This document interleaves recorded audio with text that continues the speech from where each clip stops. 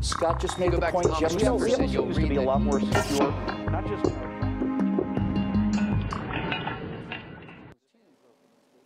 What do conservative columnist Mark Stein, liberal columnist Joan Walsh, libertarian radio host Lou Rockwell, conspiracy theorist Alex Jones, Democrat President Barack Obama, and Republican Senator Rand Paul all have in common? What could possibly get all of these people on the same page? Well, the unresolved police shooting death of Michael Brown, the continuing unrest in Ferguson, Missouri, and what all of these people decry as the militarization of America's local cops. That's what has them all on the same page. I'm Steve Green. This is Trifecta, and with me today are your Trifecta stalwarts, Scott Ott and Bill Whittle. Gentlemen, I spent 5 minutes on Monday in a row reading and nodding my head in agreement with a Joan Walsh column. This is unheard of. That's got to be at least the second or third horseman. She writes, the militarization of the Ferguson police is something entirely new and enormously disturbing. But you know what? It isn't just the police in one little St. Louis suburb. It's everywhere. The Department of Defense has something called 1033 program, which grants military hardware to local police. Now, the program started in 1990 with a total of $1 million in military gear, going up last year to $400 million. That's a 40,000% increase in just 23 years. I wish my 401k got that kind of return. Last year, 2,000 local police departments were given helicopters, drones, up-armored Humvees, fully automatic M16s, and a police station in tiny Justice, Illinois. Population 13,000 has its very own mine-resistant, ambush-protected vehicle straight out of Iraq. Scott, do you feel safer?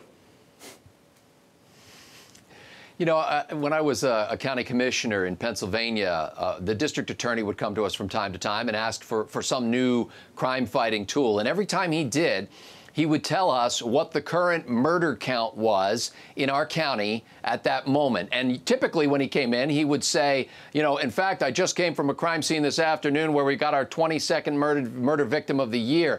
And at one point, I was going to facetiously say to him, look, you need to stop coming to us because every time you come to us, people die.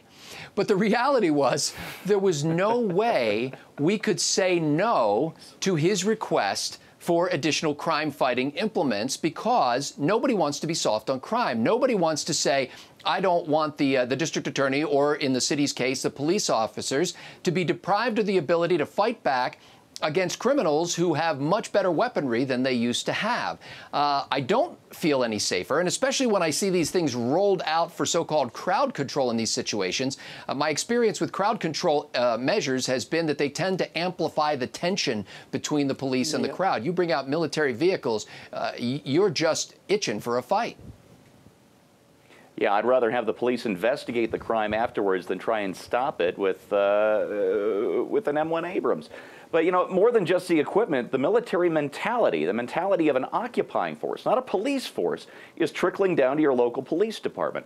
In Ferguson, 2 photographers have been arrested just for taking pictures. And in California, local police stole video and pictures taken by witnesses of themselves beating and tasing a mentally ill homeless man in order to avoid possible misconduct or brutality charges. Now, I grew up in the suburbs of St. Louis, just 15 miles or so south of Ferguson. These are not the cops I knew. But, Bill, all I can think to ask is, doesn't a police state need police like these? Oh, well, there you go, man. You just took my breath away, made my blood run cold. You know, my first thought when you were setting this up was to think of George Washington, who was really killed by his doctors. I mean, Washington was basically killed by the medical attention that he was given. And the reason I bring that up is because there comes a point where the forces designed to protect society can actually cause more harm, or at least more potential harm to the society. And then it's probably better just to let the disease run out, honestly, than to be killed by the medicine. When you see snipers in green, I noticed this immediately too, Steve, immediately. That guy on the roof of that van with that rifle is wearing green checkered camouflage. All these guys are wearing green digital camouflage. That's what our soldiers wear. So why are police forces wearing green digital camouflage if they're going to be working in the city?